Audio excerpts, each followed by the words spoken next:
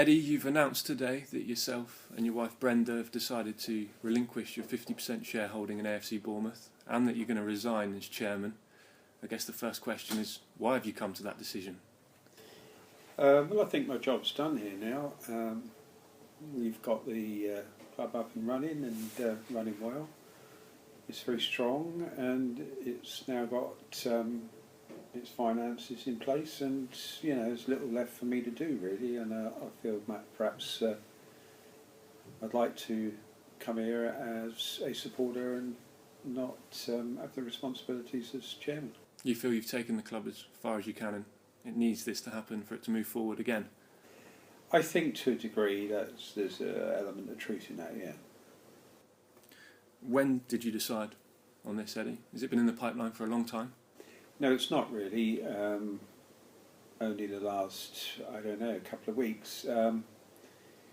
For sure, I decided on last weekend when I didn't attend the Huddersfield game, which is one of the only few away games I haven't visited. How difficult was the decision? I'm sure it wasn't one you took lightly. Not lightly at all, no. It's something which I lost a lot of sleep over, and I don't know what else I can say really. Football's like a drug, and when you're trying to give up drugs, it's it's not easy. How did it happen, Eddie? Did you go to Max and asked him to come on board 100%, or has Max come to you? Well, really, that's something which is private between Max and myself. But we both agreed on a way forward. We're both good friends. We're both in contact, and I'd like to think that Max and I will discuss the club as and when we meet. We share the boxes together, and hopefully we'll have some good times together. Yeah, there's been a lot of speculation in the past or recently about your relationship with Max, and perhaps it deteriorated. I'm sure that question will be asked again now, but you've said in your statement that you're going to continue to come and support the club with Max and his wife and sit in the box, and that pretty much answers that question to everyone. This hasn't been involved in the decision at all. Not at all. Only this weekend with our win at Doncaster, we were laughing and joking about it and texting each other, and I kept him updated on the game, and more so than I did my wife. So we get on great. Eddie, what will happen to the club now that you're aware of, that you can tell us going forward? Has there been a decision made yet on who will replace you as chairman? No, not really. It's not for me to get involved with now. The decision is made, and things will not be for me to be involved with in that way, and rightly so. What do you think it means to AFC Bournemouth now going forward? Well, I'd like to think that the club going forward would carry on the momentum that it's got now, and the supporters would continue to come in numbers, and the gates would increase, and the club would stay stable for a long time. Eddie, there's a lot of your family members on the board and employed at the club. What does this mean for them? Will they stay in their roles? Will they go with you? Well, personally, we've got Tom and Neil Blake, who are part of our family, who have got contracts with the club, and obviously they will continue to honour those contracts.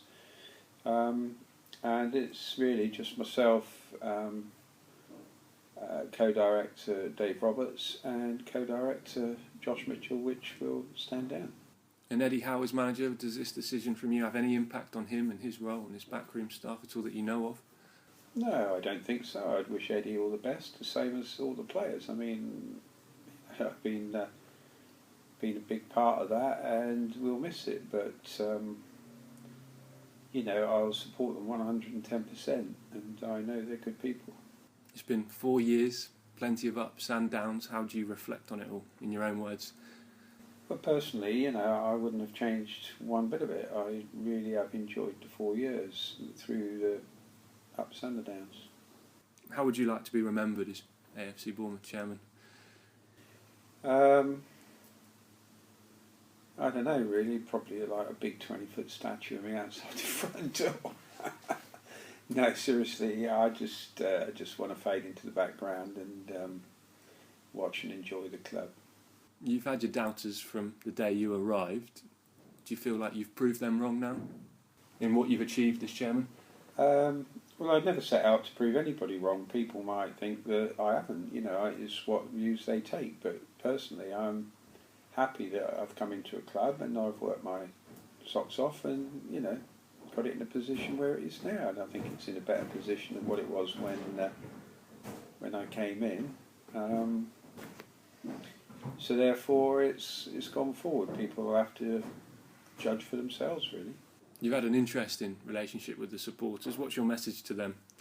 We mentioned your doubters, but there'll be many that are disappointed to see you go as well. Well, my message to them would be to look at the emblem on our badge, and the boy on there is holding his head high, and I'd like to think that the supporters will be doing the same, forevermore. What's your proudest moment, your highlight as AFC Bournemouth chairman? My proudest moment as AFC Bournemouth, personally, was Wes Fogden scoring a goal, which is up near the television. I knew Wes before and playing in non-league, and just to see him doing it is one player that I personally put my weight behind to bring into the club, and that gave me some fantastic satisfaction. But obviously the wins and the promotions have been the best. But another thing which sticks in my mind is Steve Lovell scoring at Huddersfield.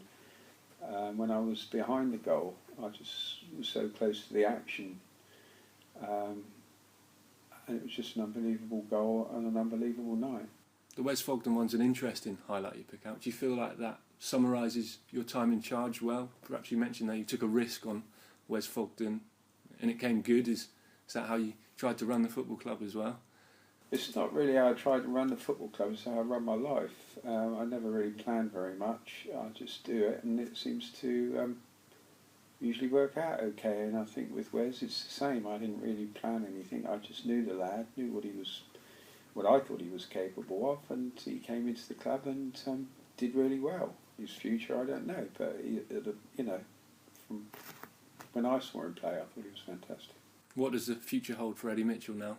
What do you plan to do with your time? I'm just considering one other little venture which might get a few laughs, but I'm thinking of possibly going into politics at the low end. Why is that? Because I've got strong views on certain things, and I've spent a big part of my lifetime arguing with the local authority, so to speak, in development terms, and one thing I've learnt from the club is about the community, and this part of the community over here as well, and it's personally opened my eyes to all ends of the scale. I've been living in Sandbanks and coming over to Boscombe, and it's such a lovely place over here, and I think it could possibly deserve better from a local authority, and I think if I had any spare time, that's where I'd try and put it. What will you miss the most about the day-to-day running of the club and being chairman? Well,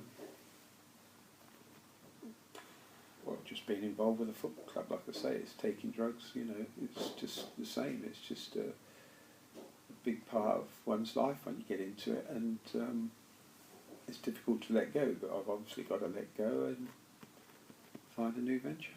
Would you get involved again in the future if you were asked, if the opportunity came up? If I was asked, of course, but if the opportunity came up, I don't know, I'd have to be asked, and if you mean being asked, really, I mean being asked by the people that really are the owners of the football club, and that's the supporters. Thank you, Eddie.